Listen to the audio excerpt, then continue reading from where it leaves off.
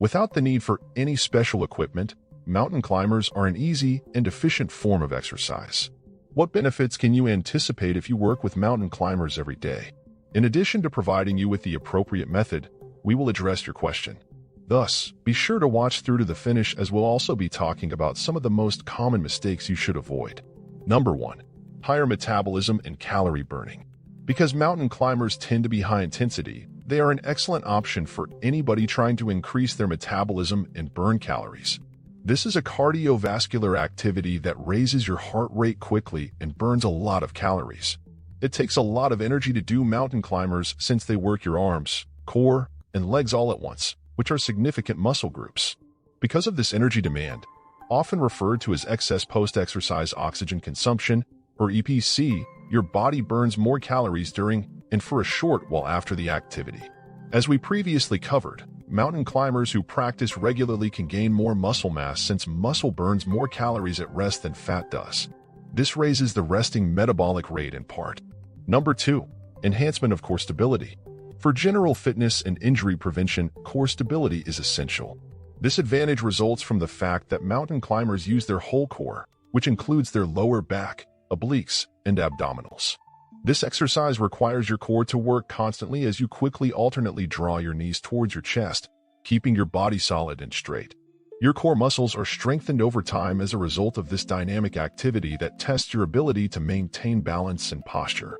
A strong core is necessary for everyday tasks as well as sports performance because it enhances balance, supports the spine, and lowers the risk of back discomfort. We'll demonstrate how this exercise may improve your flexibility and mobility later in the video. For now, though, let's discuss the calories. Number 3. Improved muscular tone and strength. Because they require dynamic full-body involvement, mountain climbers are an excellent workout for building strength and muscular tone. Targeted major muscle groups for this workout are the arms, shoulders, core, and legs. You develop upper body strength when you execute mountain climbers because your arms and shoulders are always having to struggle to stabilize your upper body. Your hamstrings, glutes, and quadriceps are worked through the quick leg motions, which strengthen your lower body. These muscles are strengthened and toned by this compound exercise, which results in a more defined and slender look. Are you aware of how important balance may be to your general health and fitness? Number 4. Mountain climbers are very good at improving their coordination and balance. When you undertake mountain climbing, your core muscles are actively used to maintain your body's alignment and stability while your arms and shoulders cooperate to stabilize your upper body. Your legs must move in unison, requiring precise timing and coordination. Your body is put to the test by this complex balancing act between stability and mobility, which enhances proprioception, or the sense of where your body is in space. You may improve the brain connections that govern balance and coordination in addition to strengthening these vital muscles by including mountain climbers in your exercise routine. This enhances sports performance, lowers the risk of injury, and improves the efficiency and safety of daily motions.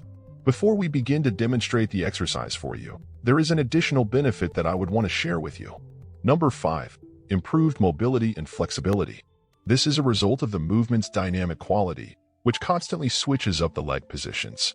When performing mountain climbers, you actively stretch and mobilize your lower back, hamstrings, and hip flexors by drawing your knees repeatedly toward your chest and then outward. Repetitive activity gradually improves the range of motion in these regions, resulting in increased flexibility. More mobility in the upper body, especially in the shoulder joints, is also facilitated by the stabilizing effort your arms and shoulders must put in to maintain your body weight. In addition to helping to release tense muscles, mountain climbers also encourage improved joint mobility, which is essential for carrying out daily tasks. Please give the video a thumbs up and share any other benefits you were unaware of in the comments section below if you have found any value in it thus far. Why don't we go on to discuss how to carry out the exercise correctly now? Although the exercise appears straightforward, there are a few points to remember before performing it. Assume a typical planking position to start. Firmly place your hands on the floor just below your shoulders. The line from your head to your heels should be the shape of your body.